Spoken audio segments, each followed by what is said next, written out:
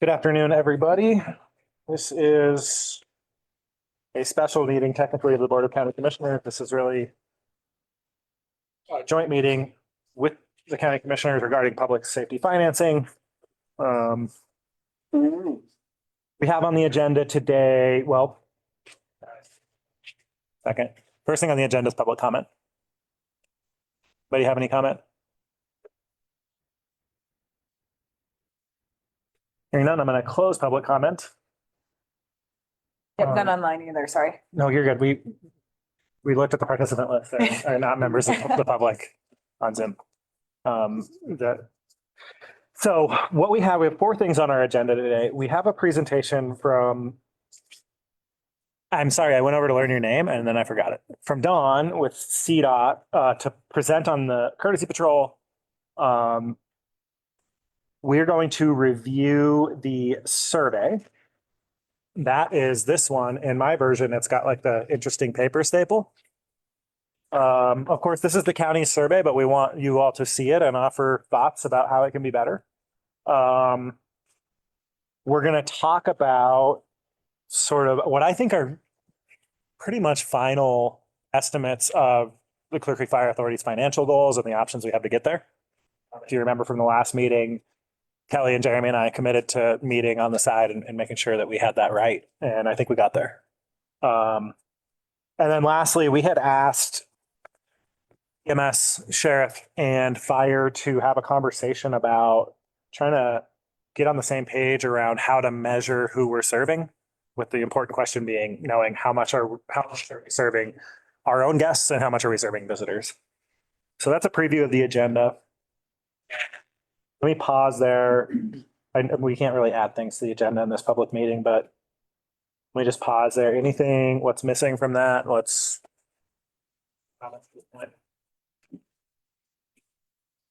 Okay.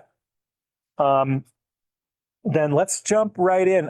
Dawn, if you would join us, there is a chair for you right up here.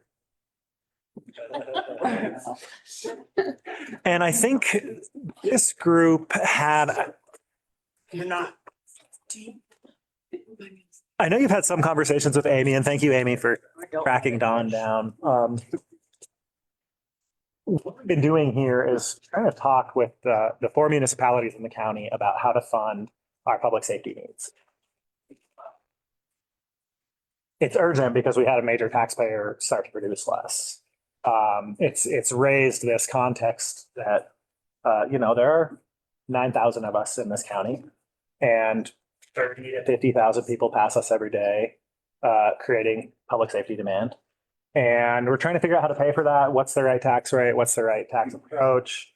As part of this whole puzzle, it came up like, hey, we're curious about this safety patrol.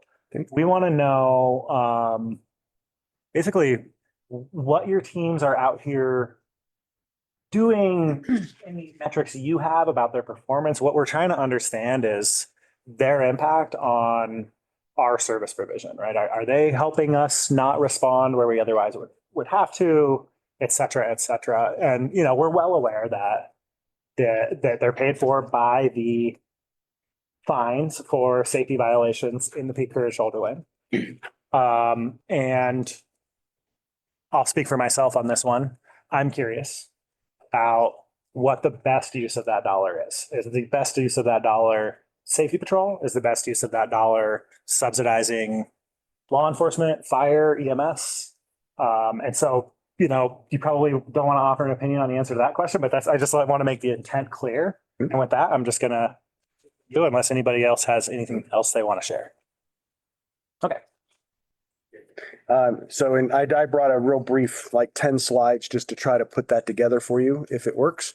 All right. And you can go on to the next one if you want. That's fine. Thank you. So I'm Don Icino Taylor. I am the Incident Response Team Supervisor. We're a Region 1 CDOT resource, although we do go as far as Vail if requested, and we will travel throughout the state on major incidents. We're a very small known group because we work only in this region. There's 8 of us in this team. Most of us are retired or some type of public safety background. I'm a retired fire chief. I have a couple of retired police officers. I have some active duty firefighters that do part-time fire and do work for me full-time, that type of thing. We are separate from Safety Patrol. We're one of the three components that provide support primarily on the I-70 corridor. We do secondary roads under certain circumstances. If, believe it or not, I-70 is not horribly busy. We can get on the canyon in 6 if there's a fatal crash or some type of significant bodily injury crash or hazmat spill. We can send our resources down there to help, but our primary responsibility is the I-70 corridor. Go ahead. Is it going to work? Okay, Sorry, so I promise. no, you're good. So we're divided into 2 sections. Section 9 is the section that we're in right now, and it's done by maintenance section. It is the I-70 corridor in Clear Creek County. It actually goes all the way down to Morrison and goes all the way to the other side of the tunnel. And then at Region 2's request, we will send resources to Vail if we have them to assist. Safety Patrol does go all the way to Vail. We also cover Region 1, Section 5, which is the Denver Metroplex. We go from Morrison to Deer Trail. That's the 328, which is about halfway to Lyman. We go on I-25 from Erie down to Monument. And then when we have time with the 4 that cover down there, we cover I-76, C-470, and Highway 6 on top of some secondary roads too. Our mission. What funds the greater area versus just our area? We are CDOT funded. The incident response team is CDOT funded. Okay, so we are part of the CDOT resources, including maintenance and everything else on funding. So we are part of that. Okay. Safety Patrol is funded in a combination in the metro area. They have a supporter, Geico, that pays part of the money for that, and the rest comes out of CDOT funds. Up here currently, Safety Patrol is funded straight from CDOT. And that's the peak period shoulder lane violation. I can't tell you what the funding source exactly is, to be honest with you. That's probably somewhere up in here on my pay scale. I don't know. I just know it comes out of CDOT funding. So, and I don't know what the exact dollar figure is, to be honest with you. I probably don't want to know what the exact dollar figure is. So, but our mission is we respond and manage roadway incidents of all types. We try to minimize traffic disruptions, believe it or not, and ensure the safety of our motorists and the rest of our responders. Our goal is, and on the last slide, you'll see where it hits home for us. Our goal is that none of our responders, that's fire, EMS, law enforcement, or any of our CDOT personnel or any citizens get hit while they're on the road. If we have to close the road or do traffic control, we will do that to make sure that we remain safe, and safety is our top priority. Obviously, we will take control of a road. We will close a road, reopen it in a controlled fashion to make sure that it's safe, especially in the bad weather. So we coordinate with our partners and stakeholders and utilize the unified command model. So when we have a significant incident, us, fire, EMS, law enforcement, maintenance, supervisors, environmental cleanup, whoever it happens to be, join together and with one command system so that we can share resources, we can talk back and forth, and we can also best utilize our resources, because obviously not one event is just going on at the same time. We will do everything from motor vehicle crashes, and that includes what is called quick clearance, which means that if we can get it off of the road, if it meets certain criteria, it's not a major injury crash, no drugs or alcohol involved, it's not an electric vehicle like some of us were talking about over here, we will push, pull, drag, shove it, whatever we have to do to get it off of the road so that we can get some lanes reopened. Okay. We do that through a couple different ways, but all of our pickup trucks, we can push, pull, drag, and we do it very well. Just look at the push bumpers. We do it quite often. We respond to infrastructure damages. If we have bridges hit, stuff like that, we will respond and coordinate with our bridge department and local law enforcement or whatever to make sure that that bridge or over a structure is safe. Overhead signs. I had one hit on 470 last week. Those type of things, we will respond and try to make them as safe as possible. We respond to environmental hazards, hazmats, road hazards. If it impacts a travel lane and we have an RT on duty, we will send one to do it, or we send Safety Patrol or a combination of both. And we also do safety closures, i.e. the infamous sun glare closure that we just completed the middle of February that we do for about 3 months to prevent the crashes at the 244. We will also respond and work on traffic closures for whoever had the joy of seeing my smiling face at Georgetown last week. We closed the highway down due to about half a dozen crashes at the tunnel. And myself and a couple of the deputies were rerouting traffic out of Georgetown and back down east. So we do that. We will also work with, we coordinate with Floyd Hill when they're doing their scaling. We will have units on both sides to help close the road. And also in case somebody can't get going or we have a problem with them moving along after the closure, we will help get them out of the way by whatever mechanism we have to. We will also just added abandoned vehicles to our protocols. So the state patrol has the authority to red tag and remove vehicles. We now have that authority to red tag them to take that off of state patrol a little bit. So we are doing red tags if they're on the side of the road. And we also will ask them to remove them. So we're trying to get a better handle on that. And if it's in the lane of traffic, we're going to move it. Okay, that's the bottom line. Whether we put it on our own tow or we get state to help us with a heavy, whatever it happens to be, we will remove it. And if we have time on top of all of that and safety patrol is either not available or we're closer, we will stop and change a tire. We don't carry gas, but we will stop and change a tire. We will help get people off of the road. We'll push them off to the next exit so they're not sitting in traffic, those type of things, ma'am. Gasoline, is that what you mean? Yeah, we don't carry gas or diesel. Safety patrol does, we do not.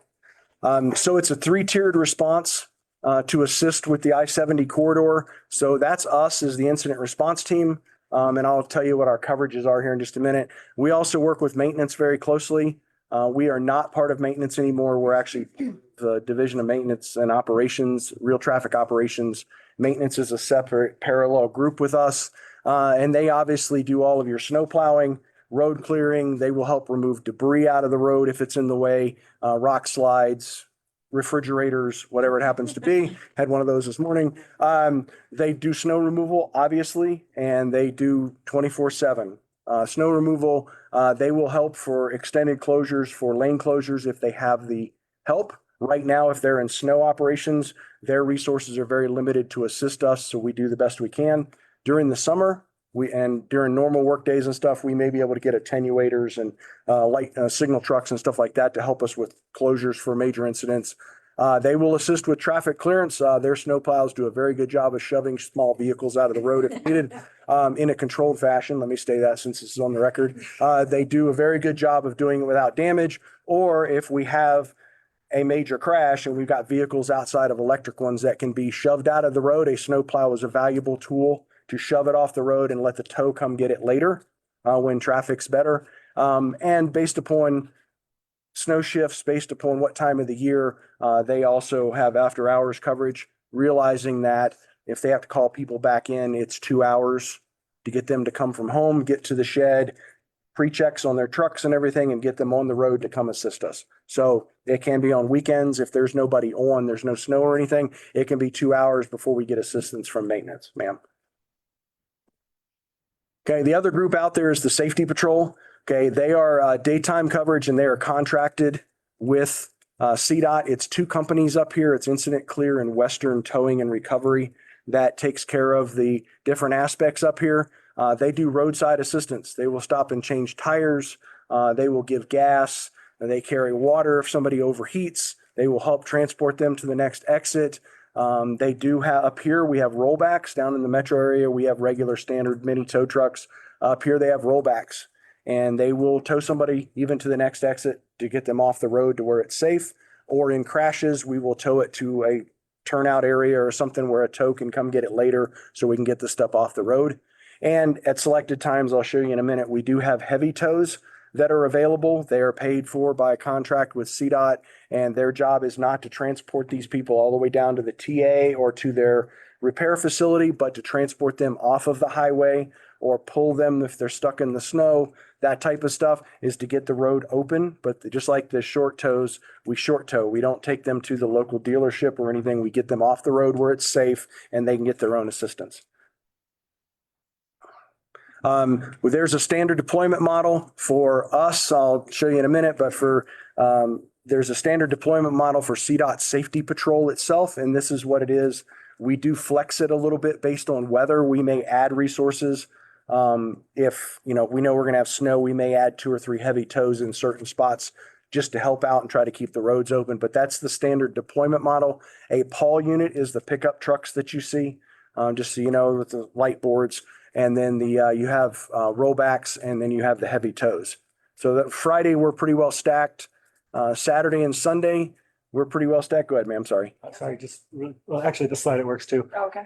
just to make sure. Yep. Because locally, we still refer to these lanes as the peak period shoulder lanes, That's the what lanes? the peak period shoulder lanes. So that MEXL, the Yes. state is trying to rebrand these as mountain express lanes. Yeah, sorry. Call them peak period shoulder lanes. So that's Supposed what to you're be talking temporary. Right, right. because they're supposed to be temporary. Okay, so yeah, so they're the Mexel. Yes, that is called the Mex. That's our terminology is the Mexel. That's correct. Thank you. Yeah, so on Saturday and Sunday, we have pretty much a full deployment also. And we actually focus our resources on the weekends. So if I'm short staffed, I will shift people from the metro up here on the weekends so that we make sure we have coverage up here. And then during the week, our priority is the metro unless it's a holiday type thing. So, and then Monday through Thursday, which is our slower days, we will may only have one rollback or none at all, and we may not have any Paul units. It's just we only have so much money, and we try to key our stuff towards the weekends where we have the most transit of vehicles up and down the highway. So, and I think this weekend, yesterday, I saw we were running about 2,900 vehicles an hour through the tunnel without metering. So, go ahead. All right, so we are we in section 9 last year, just my team, we ran 1,970 calls for service. That can be anything, and that is bearing in mind the discussion we were having about Georgetown. That was 5 different crashes. We probably had a dozen vehicles we had to push, pull, drag to get moving, plus tractor trailers. We counted that as one incident because we just don't have time to do all the data entry, honestly. So that was one incident. So 1,970 is a little low for what we're really doing out there. And we've already done 260 this year. We are dispatched through the TOC. So JeffCom or your comms center will notify the TOC of our resources needed. We also monitor state patrol. We monitor your fire channels and stuff like that so we can get the jump on what's going on. TOC. Traffic Operations Center in Golden is the hub. There's 3 in the state. There's one in Grand Junction, which is Hanging Lakes. There's one in Pueblo, and there's one in Golden. And basically that dispatches all maintenance resources. It takes care of your overhead traffic boards, does your Mexel. You have a representative for the Mexel in there, and they dispatch all of us, all maintenance resources, and coordinate, talk to State Patrol, whatever we have to do to get stuff done. We are from 6 o'clock in the morning till 4:30 in the afternoon, 7 days a week up here. I have a gentleman in training right now. We're hoping in April he'll be ready to go. And on Friday through Monday, we will have a second unit up here from 10 in the morning until 8:30 at night to try to help out a little bit and try to give us a little bit more resources. In section 5, we ran almost 3,400 calls last year with 4 people. And we've already run almost 600 calls this year just for the first 2 months. And it's nonstop for all of it. And we shift resources as we have to. Okay. Safety patrol for you from Vale to Golden, which I know covers some of Jeffco. They ran about 4,800 calls last year for service. And safety patrol does not leave the I-70 corridor except under an extreme circumstance. So all of those are from Vale to Golden. And they're running about 400 calls a month with that limited deployment schedule that you saw. And they're already at about 250 or so for the first 2 months this year.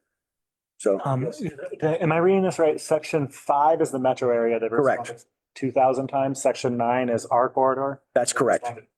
10% of the time up here? Yep. Thank you. Yep, absolutely.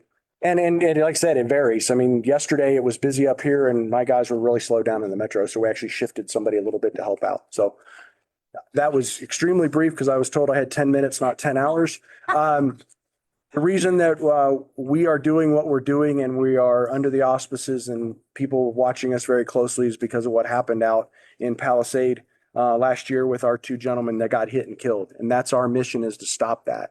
The last 5 state troopers that have been killed in the line of duty in Colorado have all been hit at an incident scene. So we are doing our best to avoid getting any of our first responders, us, our maintenance workers, the public struck at a scene. The other thing we're trying to do by getting what we call our quick clearance model is our secondary crashes more than likely are more severe than our initial crashes with more injury and more damage and extended times for recovery. So our mission is to get the highway as clear as quickly as possible in a safe fashion without affecting law enforcement investigation. And we can do that, we can limit that, and we can get the road open. Questions? Do you find that, since COVID, there are a lot of people that come up in the mountains, not just on the weekends. So for example, Thursday night can be very heavy traffic through Clear Creek. Is there any plan to extend your hours? We are extended to the max by adding this person. Our team is allowed to be 8.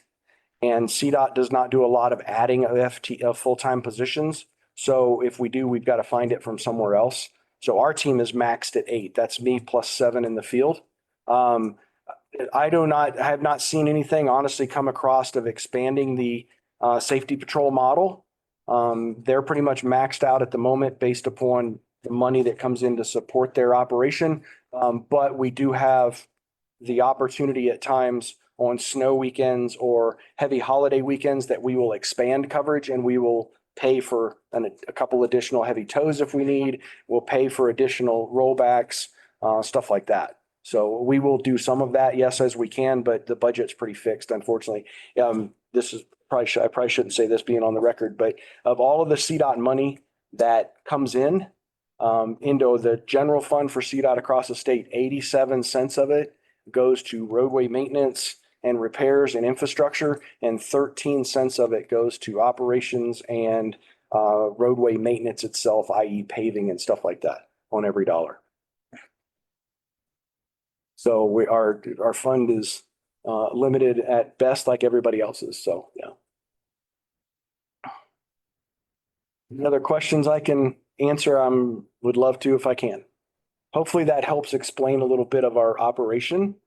That, I mean, I know everybody thinks we're just safety patrol, but we're actually three legs of the stool that are trying to provide service up here the best we can. And it's a challenge. I mean, it really is. I mean, just like your public safety, and I'm a retired fire chief, so I understand the public safety model. And it's a challenge with limited resources, limited personnel to try to meet the demands on a daily basis. It's truly a challenge. Thank you. I have a couple questions, but I've already asked a couple questions and I've talked a lot. So why don't I shut up? Put somebody else on the spot. Like in the stool. We have maintenance, and we have safety patrol. So Safety patrol is separate from your operation. they are a contract company. We do not directly supervise them. They are a resource we can utilize, but they have their own command structure and everything, but they do report to the same division that I'm part of for real traffic operations.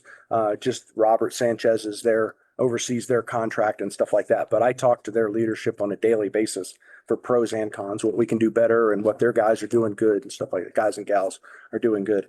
So. A question that I have is, maybe I missed it, but everything is courtesy, so you don't get reimbursed back for anything if. There is no direct reimbursement or expectation of reimbursement or tips or anything to any of our contractors or us. And it is actually illegal for us or them. They would be voiding their contract. If somebody offered them $20 to get them off the road, they are not allowed to accept it.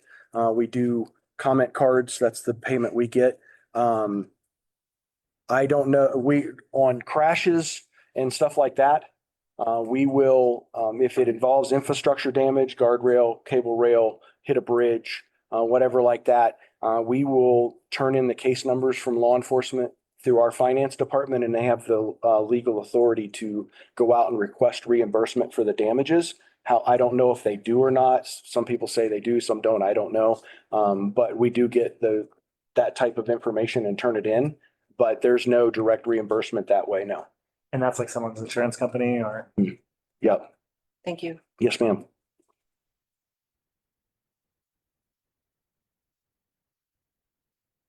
I'm curious how these things look on the scene. So your primary goal is to get the area clear. You stated that you without compromising investigations, et cetera. So are you first on scene? Are you last off scene? Like when do you show up? When do you leave? Who else is on scene? We will show up as soon as we're notified and we can get there. Bearing in mind, sometimes if my guys are down at Floyd Hill or down in Morrison and they have to go to the tunnel, that's about 60 miles that they have to travel and they may be the only one working. So as soon as we're notified, if it impacts traffic, we're en route. Safety patrol is en route and they're staged strategically so that they may get there sooner. Fire may get there before us. We may get there at the same time. It just depends. Depends upon traffic, weather conditions, when we can get there. So we may come upon it, or we may be later on into it when they realize it's going to be a longer term event and they're going to need some type of traffic coordination, stuff like that. We are usually the last to leave, or at least the last one to leave if it's still in the roadway. If we can get it safely off to the shoulder and everything, we may leave it and law enforcement may continue their investigation, writing tickets, whatever they do on the side of the road. But as long as it's in the lane of traffic and we have resources to be there, we will be there until it's reopened. Because our job is to keep motivating in a safe fashion and trying to get vehicles off the road. You'd be surprised what damage it'll still drive. So we will put it in gear and drive it off the road outside of electric vehicles. And we've just shifted our policy after a couple incidents where if it's an electric vehicle, we'll not go into tow mode.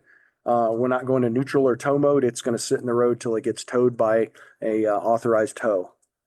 Because if you push them more than 2.5 or 3 miles an hour, it'll start charging the battery.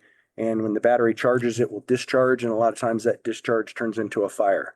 So if it's sitting in the road, we're leaving it in the road until the state patrol tow or whatever shows up, until we figure out a better mechanism of dealing with the batteries. So Is that the same for the hybrids? no, the hybrids are good because we can shut the electrical system off and we can sure push it or put it in neutral and drag it or whatever we need to do. But the true electric Teslas and stuff like that, they're sitting until they get a tow. And we're able to communicate through to State Patrol and Clear Creek Sheriff's Office, Jeffco, and say, hey, we're on the scene. This is what we got. You're going to be 20 minutes. Can you start us tows? And a lot of times, knowing our people, they will go ahead and get tows started that way. And the tows have the legal authority as long as it meets the quick clearance requirements of no drugs, no alcohol, no SBI, no fatal, stuff like that, that they can move them off the road and law enforcement's glad to do their investigation where it's safe off the road. We move them as long as it meets those criteria. If we can get them off the road, we're going to move them off the road. What's Sure. SBI? Significant bodily injury. And that is defined by the local law enforcement agency, not by us. It can be a broken bone, or it can be some of them are, it's got to be something that could be life threatening. It depends upon the local law enforcement's interpretation of that word.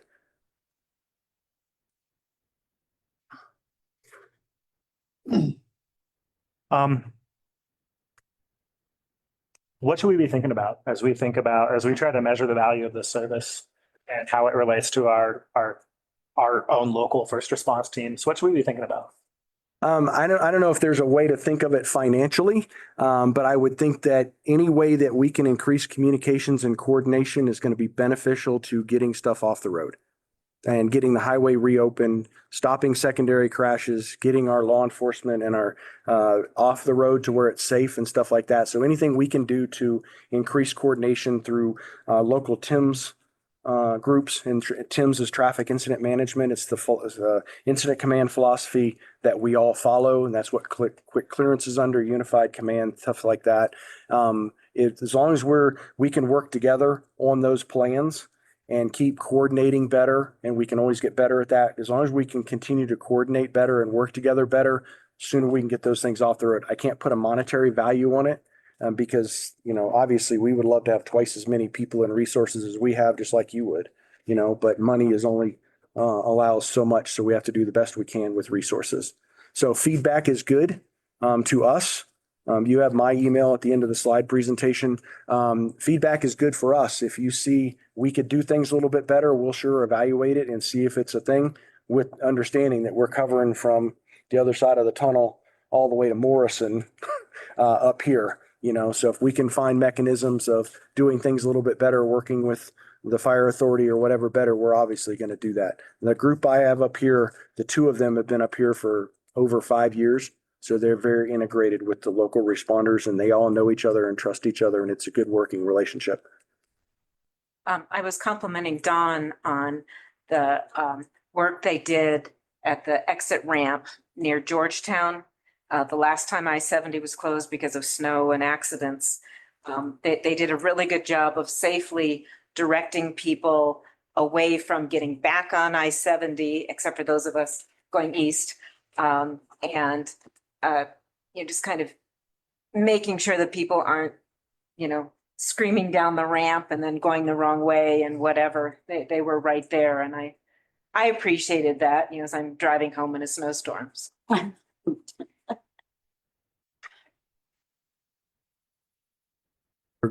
Glad to do it. So. Well, I'm really grateful for your time. I think we Absolutely. all are. Any other questions? Don, thank you. I'm grateful we have your contact info. You definitely gave me a fair amount to think about and a better understanding. That TOC in Golden, if we're looking for data to try to sort of quantify these things, is that a public data source?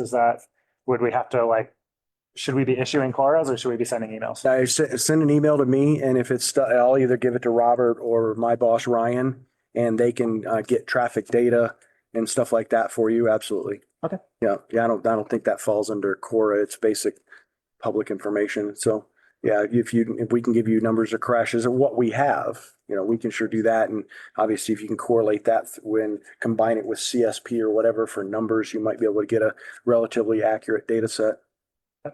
But yeah, it's staffed 24/7, and it's got a myriad of probably 100 cameras. They can control every camera in the state. They control all your overhead boards, all your traffic management lights. If you have those on your exits, all that's controlled through the TOC. You got some really funny people in that building writing messages on those signs. That's all I'll say.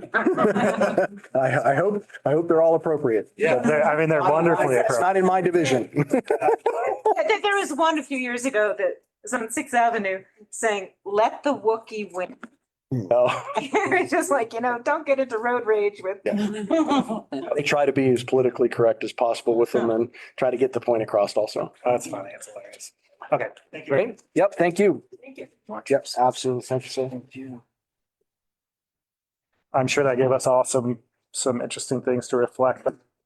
Any comments before we move to the next section of the agenda?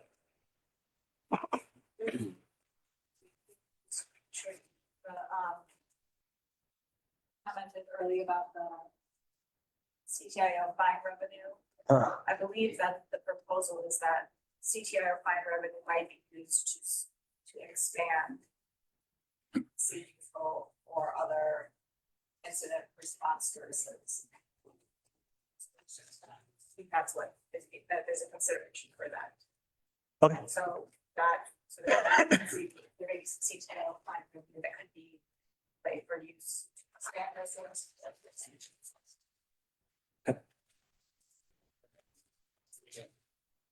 That's, I think, the next big question, right? Is where is that fine revenue? What's happening with it? Thank you.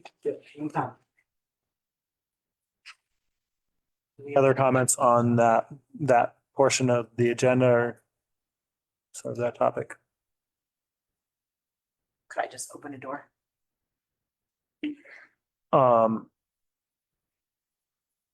My takeaway is there's obviously value of having people on the ground when those things are happening. The question I still don't have an answer to is who should those people be employed by? But George, have we ever gotten any of that money to go to our safety professionals? We were not receiving any fine revenue for those lanes, anybody, until just a couple of years ago when Rapamable, at the time, Rapamable ran a bill to do remote cameras. So it's a new revenue source. George, I'm sorry, because this is going back like a million years, but Joanne Sorensen told me that when they were first proposing the express lanes, that I'm saying as a county, would get some of that revenue. And I don't know if they ever specified, I suspect they did not specify. But I don't, did you ever hear, this was a long time coming. Joanne is currently chasing down that recollection. Oh, I've asked her, I mean, if it's enforceable, it's because it's in our 1041 regs. okay. That's a document that's there, and I've asked her if she can please point to the sentence that says that we get some of that money. We'll gladly go exercise that. Yeah. I don't personally think that sentence exists. Amy, feel free if you have anything to add to that. I don't believe it does either. I know that the money from toll revenue is supposed to be used in our area. And that the money is currently committed to. Right. For decades. Okay, let's just quickly, thank you. Next on this, do we still have an interesting question that we want to be like continuing to have on agendas, asking people to chase down around what's going on with fine revenue? How is it being used? How does this patrol thing fit in, or is our curiosity satisfied? Do our emergency responders have an opinion on how effective that is? Or do we think we would be more effective if we had that money? I mean, if they're doing a good job and it's helping them out and we don't have to spend the money on it, then there's value and we might not need to talk about it. Okay. But what do you say? They're doing what job? A job. A job. Well, your accidents fall within the operating hours of their staff, it's great. When it's outside of the operating hours of their staff, it's zero support. Yeah, from an EMS perspective. He talked about the safety piece of what happens on the front end, like helping blocking traffic and whatnot, but I couldn't put a number on it. It would be a guess. The vast majority of the time we beat them there and we're gone before they ever even arrive. And it's not their fault, right? That he said they have very limited people for a pretty large response area. So from an EMS perspective, we hardly realize their benefit.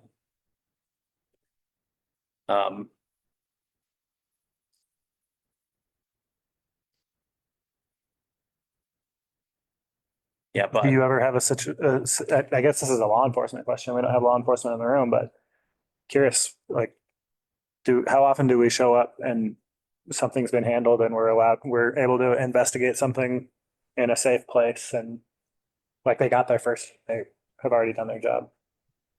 My guess is we're almost always closer, whether it's a police officer from Empire or Idaho Springs or Clear Creek County. CSP investigates all accidents on I-70 and Mm. US 40 and US 6 with the exception of within Idaho Springs municipal boundaries. Mm. So we're always waiting for a trooper, longer than we're waiting for CDOT. So that could be 30 minutes, that could be an hour and a half. It all depends on time of day and staffing. Do you have to stay on scene while that's happening?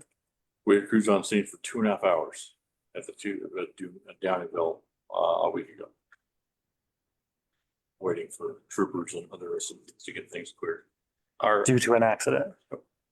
Did the courtesy patrol show up that time? No. And they're the same thing. When they're available, they're great. Oh, because this was on a Thursday. So, This for was last example, week. Saturday morning, we had 3 courtesy patrol trucks. It was great. We had the hazmat incident at the bottom of Floyd Hill. Most days, if we see one, it's a great day. It's kind of the reality of where we're at. Kelly, I saw you come off mute. Do you have anything to add? Chief Fabian? I do. I've had numerous experiences where they've been helpful for me when I've been out there. Both with being there before we get there and also with being able to leave the scene and let them handle taking care of stuff with the vehicles. So there again, when they're on duty, they're very helpful. And the safety patrol, which is separate of the incident management group, they do a lot of stuff out there all day long during their available shifting that is very valuable, that saves us probably quite a few responses out there for things that we don't need to go to. Jenny also had her hand up from the sheriff's office. Oh, thank you. Jenny, go ahead. Hey, Jenny. Hi, yeah, just to speak on behalf of the sheriff's office, I've heard anecdotally similar to what both Chief Jones and Aaron were saying is and not necessarily about the safety patrol, but more about the CSP response to accidents that occur on the interstate. Our locals are the first ones on scene, and it can take, I think when Jeremy mentioned 30 minutes, that's a really good day for CSP response. And lots of times it ties up our resources for an extended period of time before CSP is able to get up here. And since they are the lead investigators, we do have to wait for them. Thank you. Very helpful. And in that situation, even if the courtesy patrol was there, you still have to wait for the state patrol, right? Correct. Is it every traffic incident? I guess it's collisions, right? Anytime there's a collision, CSP has to be there. Correct. Somebody slides off the road on their own, maybe that's different. That's still considered a crash. I'm gonna ask you in a different setting, if it's a leaving the scene charge, if I just get my car back out of the ditch. I think there are circumstances where that happens, right? People call their own tow and they go and it's never reported. You know, then in that case, we don't know about it either, so. Right? Yeah. Call their own buddy.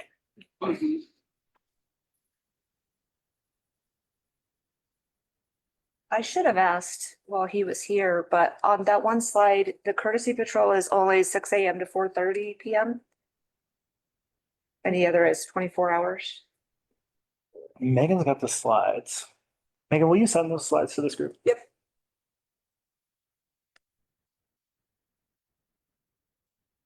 Okay. Sorry, it's not wanting to cooperate. There we go. Where was it? Keep going. Oh, okay. Wait, that's what? That one? Oh, there we go. Right here. Yeah. Oops. Oh, yes. On the right. 6 to 4:30, 7 days a week. And Rebecca, you kind of made the point, and I think this isn't exactly what we're here to discuss, but you made the point that might be a little better if they were here in the evenings. I know we have those big traffic flows.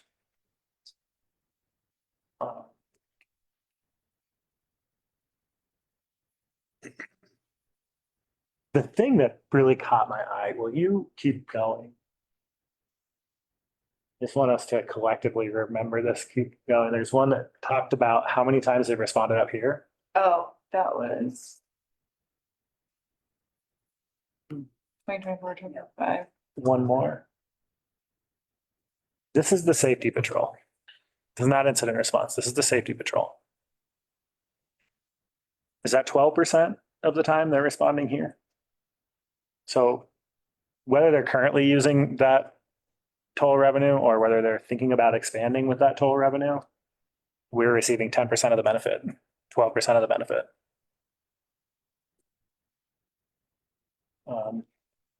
Okay, let's move on.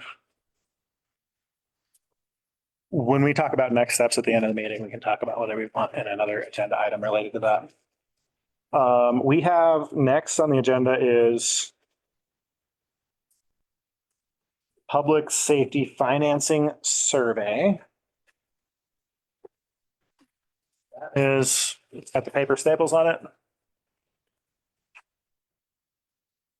The intent here is to share this and ask for any high-level feedback, invite any feedback via email after the fact. Ryan, I think we're handing this to you, but unless, who are you punting to? Okay. Okay. So again, we are working with Bill Ray, the same individual who helped us with the fire specific survey. So I'll just briefly walk through this. Page 1 is an open brief explanation of our public safety entities, giving kind of a high level overview starting at the bottom there, page 1 of the county's budget situation. near the bottom of page 2, we start talking about the I-70 impact. And then we get into an explanation of an actual public safety sales tax proposal. Our estimate is 2%. An increase of 2% would generate $5.2 million annually in new tax revenue. From there, page 3, we move into some specifics about the sheriff's office itself, what their needs are. Then some specifics on our EMS team. Talk about the 0.65% sales tax that's in place today that is not coming close anymore in terms of covering our actual cost of the service every year. So what page? We are on page 1, 2, 3, 4. It's the Clear Creek County EMS. Thank you. From there, at the top of page 5, we go into specifics about our chat team. They are changing their name to the Community Crisis and Health Assistance Team. So we talk about the specifics of that. They are 99% funded by grants today. So that's obviously not sustainable today. So why would we?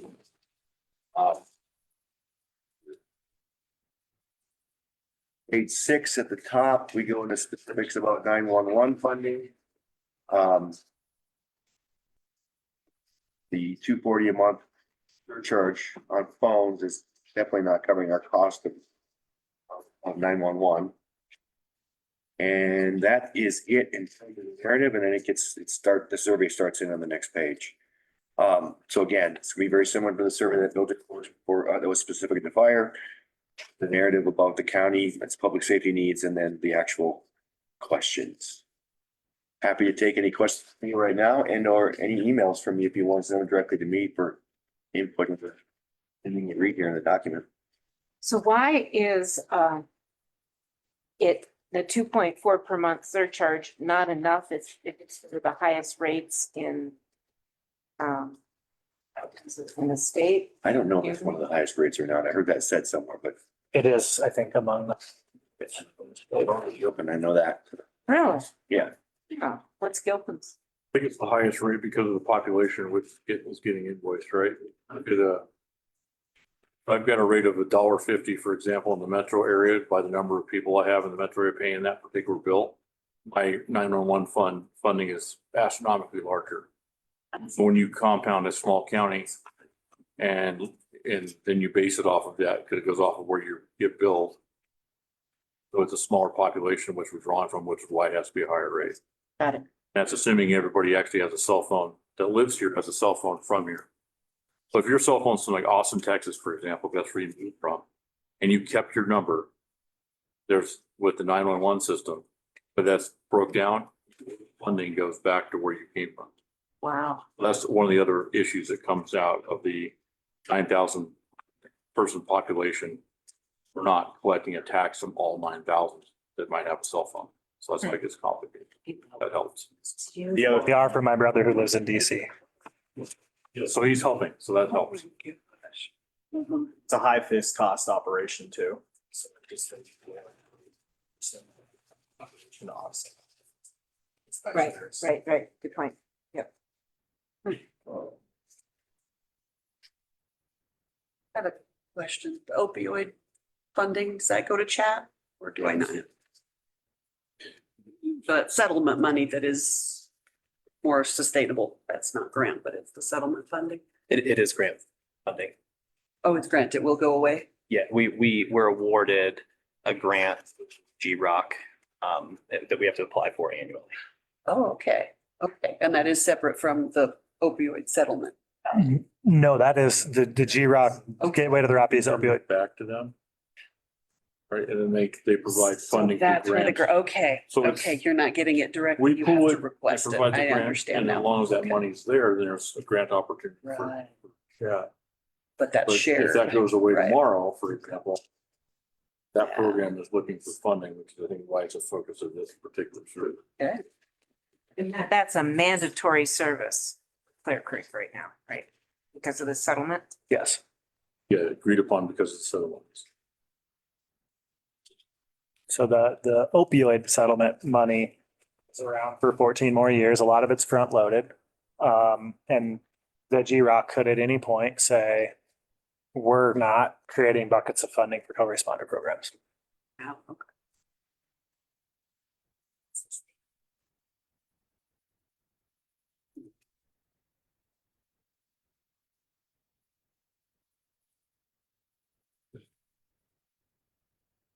In terms of timing, we're hoping late April to be in the hit the mailbox. Three commissioners on that one. Yeah, I just got that email this morning. That's kind of our tentative plan is leaving the mailbox after that. Okay. So if we're hitting the mailboxes in late April, we're looking at results in May. by late May, right?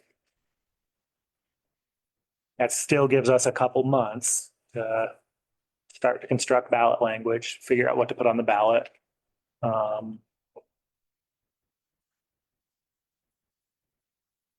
would offer it gives us about a month to construct ballot language. I know we have timelines that give us more time. But I think it's in our best interest to be very on top of what the ballot language is sometime in early June or mid-June, so that we can actively start campaigning appropriately towards whatever that end goal is. But just hoping for results at the end of summer. From a voter perspective, this isn't a timeline leading perspective. I think we've got all kinds of time to, if we have a mistake or we have a hard time getting to a district court, Peter, right? To get it, well, that's what the district does, but sorry. We have time to get it done with the timelines, but I think collectively as a group, we need to be sooner rather than later. So we can actively campaign appropriately. And get the messaging out there way ahead of time. Yes, yes, We I aren't agree. behind the curve with our messaging. This my opinion on it. You have to give the clerk and recorder notice that you're intending to do something in July. You don't need the language or anything like that, but you need to give notice that there may be something. But there's gonna be this distinct period where we go from, just adding to the conversation. Right now, I mean, this survey is problem definition, right? The fire authority survey was the same thing. We're defining a problem, we're letting the public know about a need. Continuing to do that is of value, and there's even more value when we say, oh, and here's the solution, and we're gonna start talking about that. So I agree with you. The good news is we're, I think, moving in a good direction in terms of identifying our ballot options, et cetera. Let me not segue us into that agenda item prematurely. Who else has something to say about this? I just said I agree with both of you on that. Those are good points.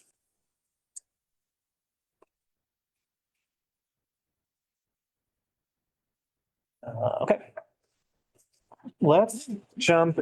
George, is the capital on page 2, is the capital shortfall, capital need shortfall, is that the correct number? That's loaded. We're working on trying to get the numbers for the capital shortfall out of the sheriff because it's a lot of their capital liability has to do with the status of the jail. Okay. Which is in a lot of ways the most expensive things local governments build. Okay. And we're looking at lifespan capacity. Like that number is hard because if we put the number of just keeping the jail as is and replacing it in 20 years, it's a huge number. But that's not the only option on the table. So that's a complicated one with capital because of the jail. 500,000 is just the near term problems. But the jail and the long term liability is an issue for sure. Okay.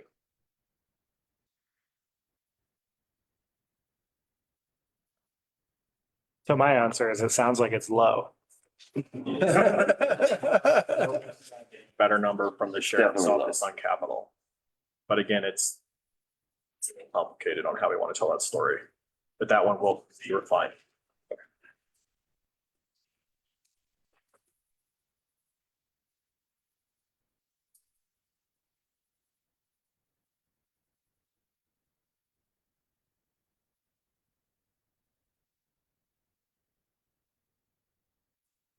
Randy, you're leaning forward. It's dangerous in this room. Trying to listen, I'm deaf. Oh.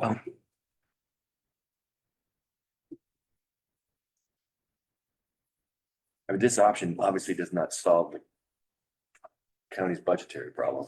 5.2 million annually. We're splitting it across. Sheriff's budget alone is 9.4. So, little perspective.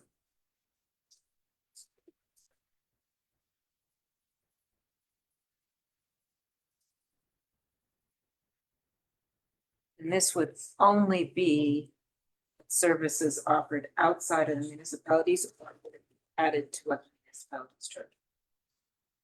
No, this would be that's on top of theirs. Okay. Yeah, so it's a 2% on top of the sales tax right now that's generated in each individual. It won't be then used for public safety, so it would be an offset to what the general fund is having to cover for EMS and police. Got it. Sure, excuse me.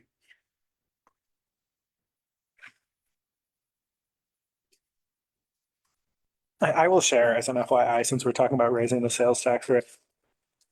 Posing that. The last time we did this, I went into this rabbit hole too. We currently charge sales tax on food in Clear Creek County. I don't think we should. I think that creates ethical and economic problems. Look at what happens when we free go too far. That's the problem, is that if we're gonna go ask for 2% and at the same time exempt food out of the rest of the whole stack. Yeah. Would that be all your restaurants and everything? No, Due to, at the grocery store? sales tax exemption is on, loosely speaking, real food sold at grocery stores. Anything that the rule is anything that kind of has to be cooked again, prepared is tax exempt, where if you buy like a pre-made hamburger, it gets taxed. Right. So it's a little complicated to it, but that's kind of the general stand for food. And that's what we have currently? Tax all of it. State gives us the option to exempt. We can't exempt one sales tax without exempting the rest of the ones we already have. So that, what is it, 2.65 that we currently collect? So in raising the rate by exempt food from that whole stack. Sounds like something to lobby the state to change. I think that, Peter, that's more like implications of Tabor Day, right? Yeah, I don't know that a legislative clarification would change anything on It's that. a good question though, because if it would, that's a conversation we're having. And I know certain resort areas have, like Lake Placid has a luxury tax. So if you buy a Dale sweater for 250, you pay a luxury tax. If you buy, a basic sweater for less than 100, you don't pay it. Where is that? Lake Placid, New York. So jealous of all these other states. No, Yeah, New York has pretty high taxes.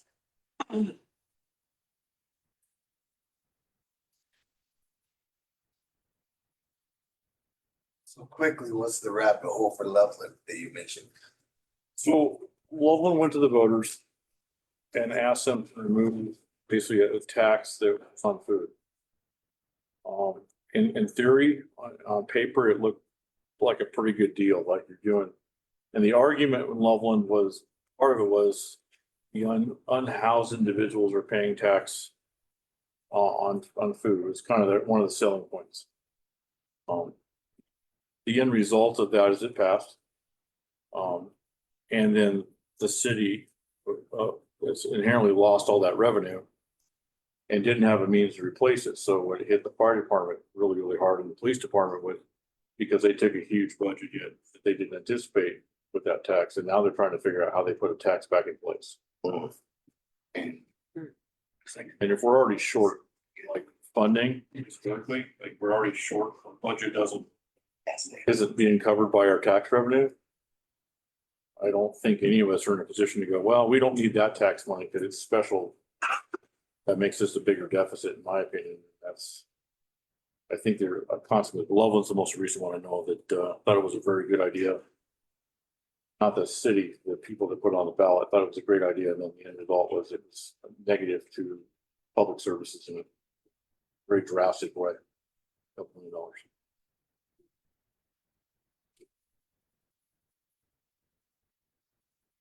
I think we need a really good campaign explaining why we need it, why it helps people. And then for the towns, like for the Georgetown sales tax, maybe just an informational flyer that businesses can hand out saying, you know, this tax is high because we're up in the mountains, we're a little tiny county, we have thousands and thousands of visitors coming in that we also serve. And to be able to give you the EMS help, you know, the roadside assistance and everything else we do for all of our visitors, that's why we have a high tax, as opposed to people going, oh, you're just gouging and walking out or something. So, I mean, I've talked to businesses, they hate it. They do. But if we have something we can say to market it, that might help. You're like, yeah, right. Central City has a 2% public safety tax, and they've had it for a couple of years. If you, as far as you want to talk to businesses and see what their opinion is, it might be worth looking into. It doesn't generate a ton of money because they don't have a lot of sales tax revenue within Central City, because gambling doesn't provide a lot of sales tax. It provides other taxes, but I think it's $300,000 to $400,000 a year is what they receive. But they've had it for several years.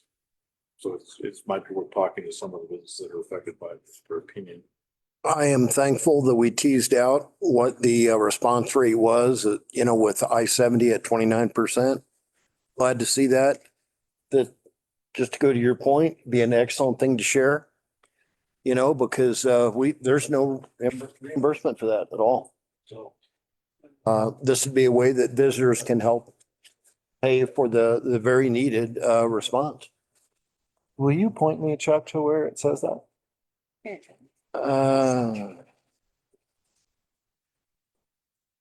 I read it earlier and there's. Oh, were you looking in this one, the one with the metal staple? Yep. Probably, yeah. Okay. Oh, do I have any of those? Yes. Jeremy, do you have any extra copies of that? Does it make sense? Here's a takeaway.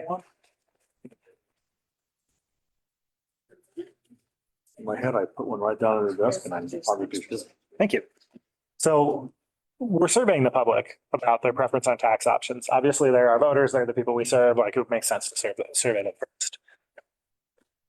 I remember in 2020, we would probably go find it, putting a lot of effort in to get contact information for all of the businesses, unincorporated or incorporated in Clear Creek. I mean, I think you might have been part of that.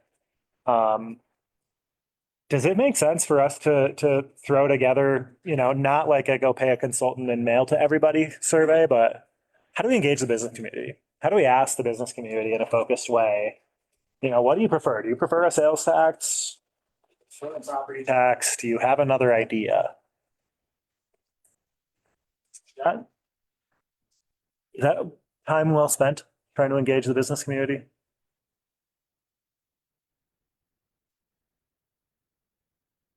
They tell you to raise property taxes. Is that what you're gonna do?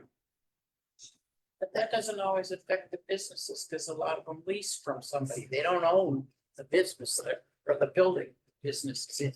Right. Yeah, it depends on if they're on a triple net or, you know, yeah. George, I'm sorry, I don't know if your question was answered, but it was on page 4 of the Fire Authority Public Safety Facts. And it's under who does Clear Creek Fire Authority serve? And it's highlighted in black, 29%. I was just glad to see it because there was a bit of uncertainty as to what. I'm glad we got that. I'm not sure we're there yet, but that's last on the agenda for us to discuss.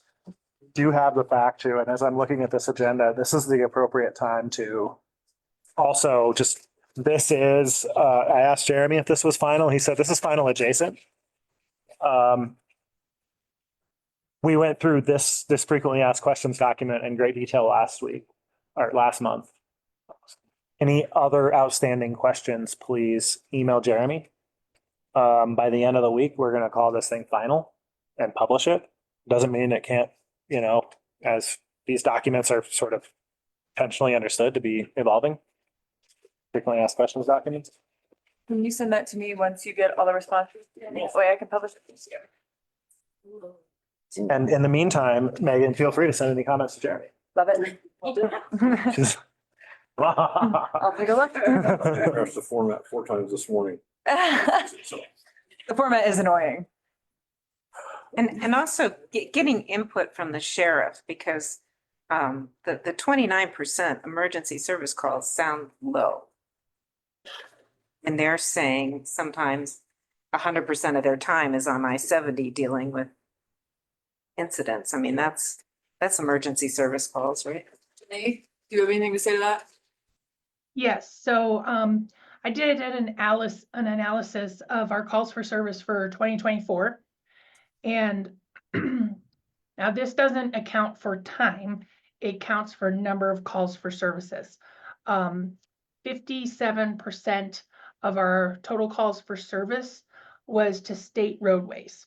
So I-70, Highway 6, Highway 40, Highway 103. 46% of our total calls for service were specifically to just I-70. That's good to Again, know. I don't have a breakdown of how much time that meant, but if you ask our patrol deputies, they say roughly 80 to 85% of their time is spent on the interstate.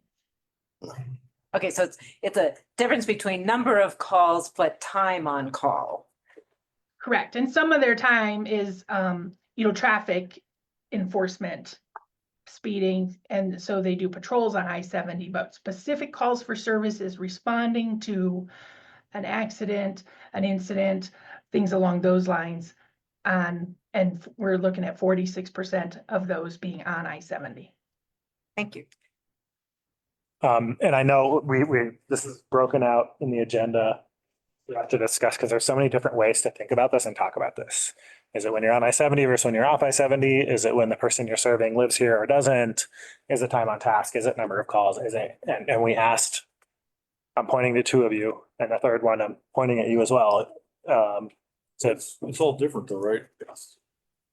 We might not go to a non-injury accident, but the sheriff's office will go to a non-injury accident to provide traffic control. We won't go to a suspected DUI, they will. Right. So when you look at law enforcement time on task, ISPD, for example, their numbers the same way. If they have to go out and wait on the overpass for suspected DUI driver to pass, right, that counts in these numbers. They don't affect my agency. I don't do blood draws. His agency does blood draws, right? So that's a number that he'll have above what I respond to that he has to take, so that increases his number. Right, And right. they're not even, is my point. The numbers aren't even agency to agency. It all depends on what the scope is. We did meet to make sure that we're pulling all those numbers the same way, though. That we're not duplicating anything, that we're, so our call volumes, our time on task hours should be apples to apples comparatively. They'll look very different just because what we do is very different. And then you have the triple count too, right? In the same way that Jeremy might not go to a non-injury accident, right? There are calls where all 3 show up, right? And that counts as 1 call to service with 3 agencies, right? Yeah, So we need apples to apples. So what we're trying to do is, and Matt Brown was generous enough to give me the contact at JEPCOM, working on getting not our total, including the CCFA where it's applicable, the combined time on task metric that they, like, if it's 1 call, it takes 15 county resources, 2 ambulances, 4 deputies, 2 fire trucks or whatever, Because that's the more accurate picture of our cost. What we're Right. talking about is Absolutely. cost, not number of incidents, because they can clear it in 2 minutes and it still counts as one, right? So what we're trying to do is centralize to a standard set of that represents financial liability, because there are most expensive hours, people on call, what they're doing and how that Where they're affects our doing it, total yeah. cost, right? For the purposes of this survey, I think countywide is where we need to stick. I would not focus on the freeways, right? Resident versus non-resident, because we're talking about the impact to the county, not to seven. Now, there is upcoming, I think, instances where the 70, but that's around the operation of that freeway, not our countywide expenses, right? Except, if I'm understanding you correctly, as a county resident taxpayer, I would be very interested to know, not only what you just said, but also the cost to us of responding to I-70 incidents. It would be included in that It would countywide be, liability, okay, though. That's the okay. thing, is it's a Thank you. subset of a larger environment of like, if Aaron's team or the sheriff or fire is on a search and rescue that takes 1,000 hours and it's on Mount Blue Sky, that doesn't show up on the freeway, and we want to make sure that we capture that Yes, too. right? absolutely, So absolutely, yes. That's why I think we're at a point where we're gonna look countywide, so we can try to figure out where is our money going. Yes. Money is time, so where is our time going, right? Mhm. Because that's a more accurate representation or total liability, big picture liability, right? But for everyone. So we're gonna skip number 3 because we've segued into number 4. We're not gonna skip 3. We're gonna get to 3 in a minute. Let's try to, and not try to wrap up, but let's just fully embrace jumping into what are we measuring? How are we describing who we're serving? What I've heard is we can focus on sort of physical. Is it on I-70 or not? We can focus on who is being served. We can focus on time on task. I think the goal for this conversation is to start to build towards everybody in this room and all the agencies that we're trying to figure out how to fund sustainably are able to talk about this in a similar way. And like common message, right? So how do we get to that goal? Do people want to throw out what they prefer as an approach to measuring this or sharing this? Do we want to should I just pause here and just ask for you guys to describe the outcomes of your last meeting? Or what you need from us, or I think in the last meeting, we just agreed that we're all pulling data from the same location in the same line, right? What data?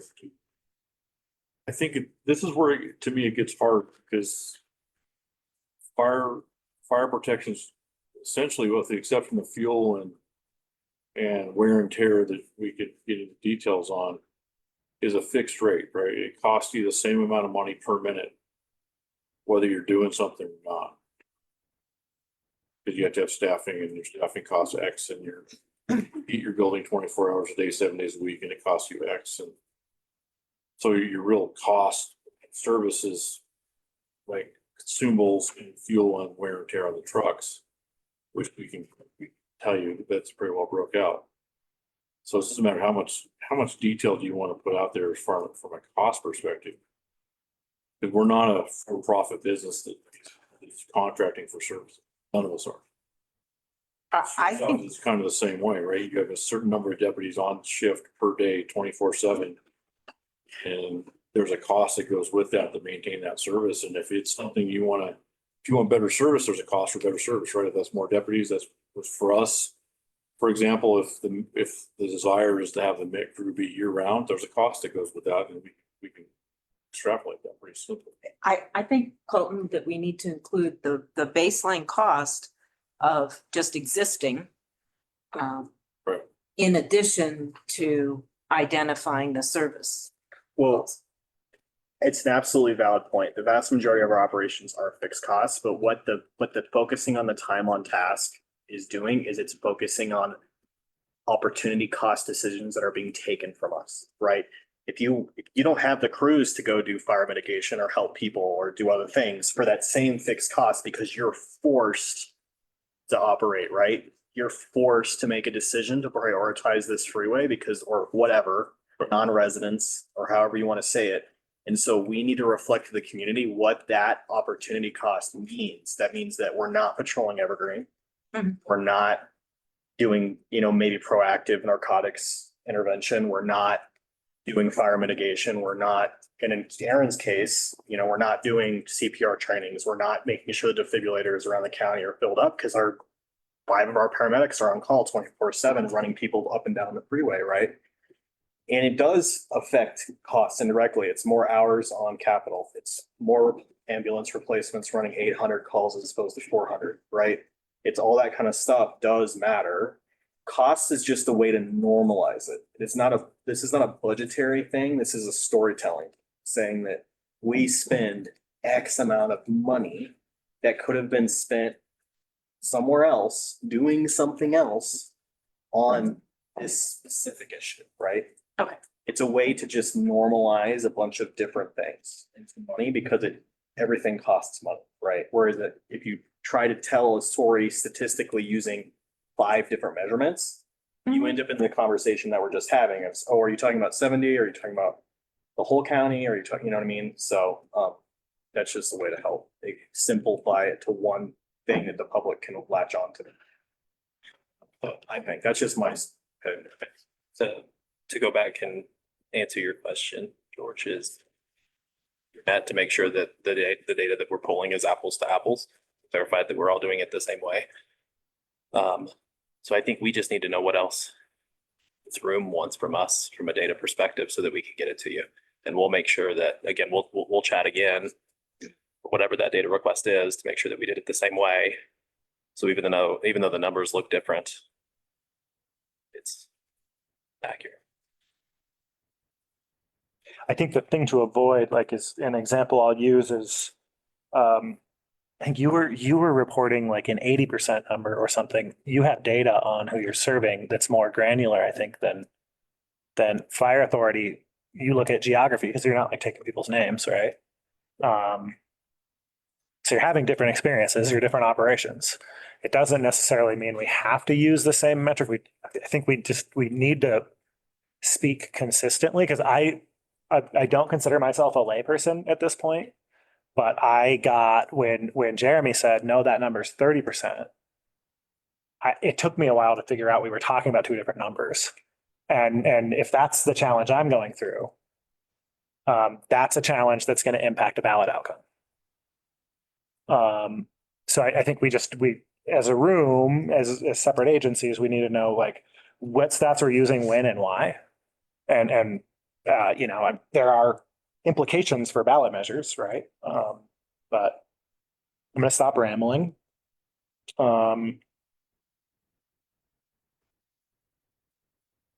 Just trust that somebody has a way to make this conversation progress. I think what got off is Aaron does have data on resident, non-resident, right, because they track them. We do not. So that's a great example for between all the agencies, we've all got a little different data set that can give you the final answer, whatever the group wants to look at. If that's the big driver is visitor versus resident, we can do a lot of that. Like we're tracking Airbnb, yes or no, hoping that we can track non-licensed Airbnb services. Right, so we've just started tracking that data field, for example, so we can figure out what that really looks like. What addresses are we going to that are operating as an Airbnb that for compared to who's licensed, right? That's a tax. They're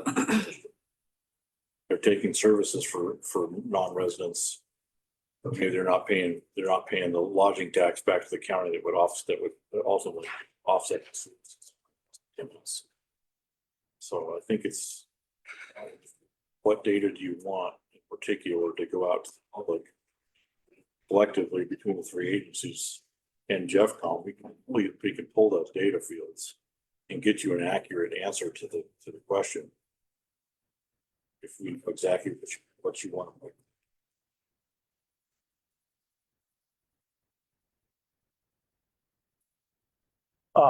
Maybe that's the right takeaway for how far we can get today is if each of these three agencies could just prepare to spend some time at our next meeting talking about, here's how we think about kind of this service demand by visitation puzzle.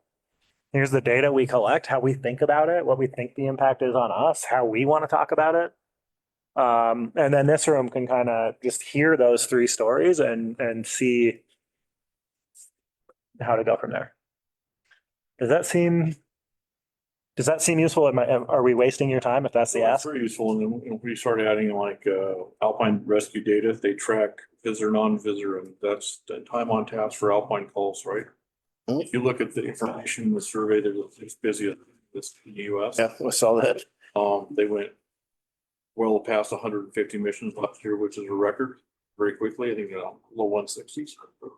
So that's also part of this conversation. Those are historically mainly visitors.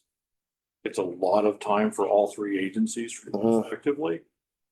On top of a lot of volunteer time for Alpine Rescue, those individuals do it for free.